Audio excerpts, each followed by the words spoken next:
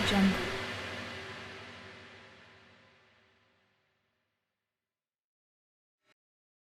السلام علیکم پیارے دوستو، زلفی نالج لائن میں خوش آمدید۔ سلطان صلاح الدین ایوبی رحمۃ اللہ علیہ۔ یوسف صلاح الدین کئی بار قید خانے جا کر ابو جعفر اور علی ناصری سے یہ سوال کر چکا تھا، وہ کون لوگ تھے جو زہر آلود خنجروں کے ساتھ مجھ پر حملہ آور ہوئے تھے، اور ان میں ایک نے مرتے وقت اپنے کس پیر و مرشد کو پکارا تھا؟ ابو جعفر اور علی ناصری بڑی سختی کے ساتھ انکار کر رہے تھے۔ یہ صرف دشمن کی الزام تراشی ہے، ہمارا ان لوگوں سے کوئی تعلق نہیں۔ دین نے بہت صبر و ضبط سے کام لیا، مگر جب وہ دونوں فتنہ گر مسلسل انکار کرتے رہے تو وزیر اعظم مصر غضبناک ہو گیا۔ میں نے حجت تمام کر دی، اب میں آزاد ہوں اور تم دونوں سے حقیقت اگلوانے کے لیے کوئی بھی طریقہ اختیار کر سکتا ہوں۔ ابو جعفر اور علی ناصری نے صلاح الدین کی اس تنبیہ کو محض لفاظی سمجھا اور اپنی بات پر اڑے رہے۔ دراصل ان دونوں کو یقین تھا کہ جلد ہی خلیفہ عاضد مداخلت کرے گا اور انہیں زندان کی تاریکی و تنہائی سے نکال کر لے جائے گا، مگر وہ اس راز سے بے خبر تھے کہ بساط الٹ چکی ہے اور مصر کا حکمراں شطرنج کی اس بادشاہ سے زیادہ حیثیت نہیں رکھتا جو چاروں طرف سے دشمن مہروں میں گھر چکا ہے۔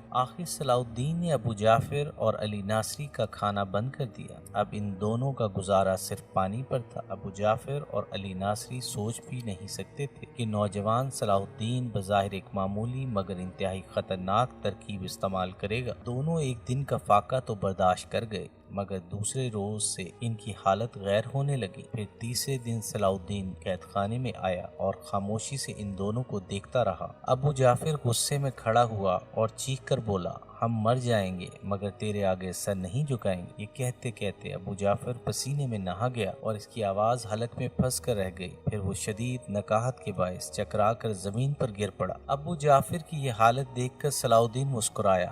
میں یہی تو چاہتا ہوں کہ تم آہستہ آہستہ موت کا مزہ چکھو۔ اس وقت سے ڈرو جب تم پر پانی بھی بند کر دیا جائے گا۔ اگر ہم مر گئے تو تجھے کون بتائے گا کہ وہ حملہ آور کس سے تعلق رکھتے تھے؟ علی ناصری کی آواز لڑکھڑا رہی تھی اور اس پر ابو جعفر سے زیادہ ضعف طاری تھے۔ وہ دشمنان اسلام بھی ایک نہ ایک دن بے نقاب ہو جائیں گے۔ صلاح الدین نے بے نیازانہ کہا، مگر تم دونوں کی موت سے ملت اسلامیہ کو بڑا فائدہ ہوگا۔ اس طرح اللہ کی زمین دو فتنہ گروں سے پاک ہو جائے گی۔ یہ کہہ کر صلاح الدین زندان سے نکل گیا۔ پھر ابو جعفر اور علی ناصری اپنی زندگی سے مایوس ہو گئے اور خلیفہ عاضد کے لیے نازیبا کلمات ادا کرنے لگے۔ صلاح الدین کو مصر کا وزیر اعظم نامزد کیا تھا۔ چوتھے دن ابو جعفر اور علی ناصری نے صلاح الدین کے آگے گھٹنے ٹیک دیے اور درخواست کرنے لگے کہ انہیں سوکھی روٹیاں ہی دے دی جائیں کہ وہ کم سے کم سانس تو لے سکیں۔ صلاح الدین نے فوراً زندان کے محافظ کو حکم دیا کہ وہ دونوں عمرہ کے شایان شان کھانا پیش کریں۔ تھوڑی دیر بعد ابو جعفر اور علی ناصری بھوکے گداگروں کی طرح لذیذ غذا پر ٹوٹ پڑے۔ 4 دن بعد دونوں کے شکم کی آگ بجھی تھی، اس لیے ان پر نشہ سا طاری ہو گیا۔ پھر ابو جعفر اور علی ناصری نے بیک زبان کہا، ہم اس شرط پر اس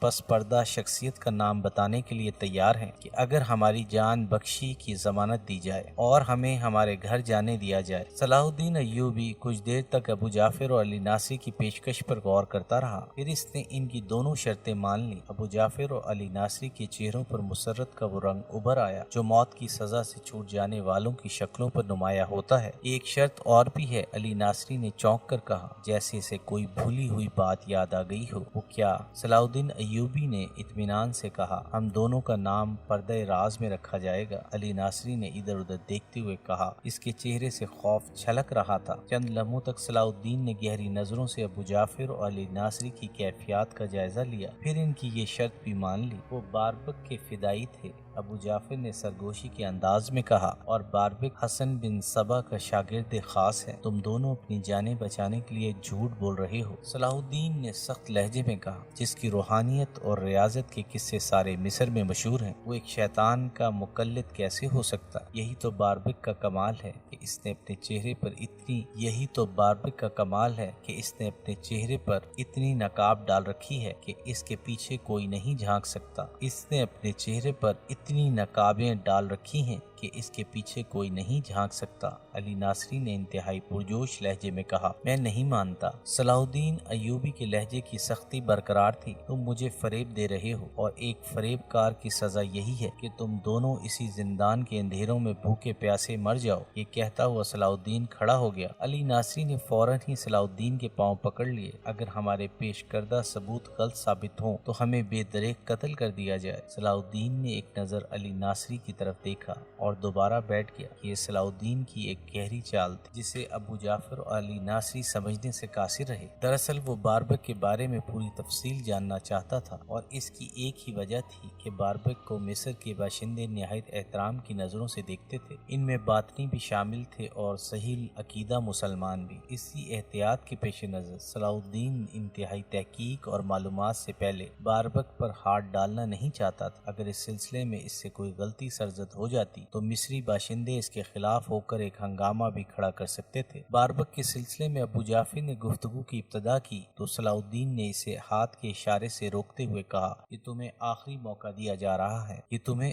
آخری موقع دیا جا رہا ہے۔ اگر تمہارا پیش کردہ کوئی دعویٰ سچ ثابت نہ ہو سکا تو پھر دردناک موت ہی تمہارا مقدر ہے۔ صلاح الدین نے ایک بار پھر اپنی غیر معمولی ذہانت سے کام لیتے ہوئے ابو جعفر اور علی ناصری کے اعصاب پر موت کا خوف طاری کر دیا۔ پھر علی ناصری نے باربک کی نقاب کشائی کرتے ہوئے کہا، میرے خیال میں وہ اپنے وقت سے بڑا ساحر ہے۔ خدا نے اس کی زبان میں ایسی تاثیر بخشی ہے کہ سننے والے مسحور ہو کر رہ جاتے ہیں۔ مزید یہ کہ اس کی آنکھوں میں ایسی چمک ہے کہ اس سے کوئی نظریں نہیں ملا سکتی۔ یہی وجہ ہے کہ مصر کے بیشتر لوگ اسے ولی سمجھتے ہیں۔ صلاح الدین بہت غور سے علی ناصری کی باتیں سن رہا تھا۔ باربک کی کوئی کرامت یک صلاح الدین نے علی ناصری کی بات کاٹتے ہوئے کہا۔ غور سے علی ناصری کی باتیں سن رہا تھا۔ باربک کی کوئی کرامت یک صلاح الدین نے علی ناصری کی بات کاٹتے ہوئے کہا۔ باربک جس مریض کو پانی دے دیتا ہے وہ شفا یاب ہو جاتا ہے، علی ناصری نے باربک کی مشہور کرامت بیان کرتے ہوئے کہا، اور جسے پانی نہیں دیتا وہ مر جاتا ہے۔ ایپیسوڈ 52 اختتام پذیر ہوئی۔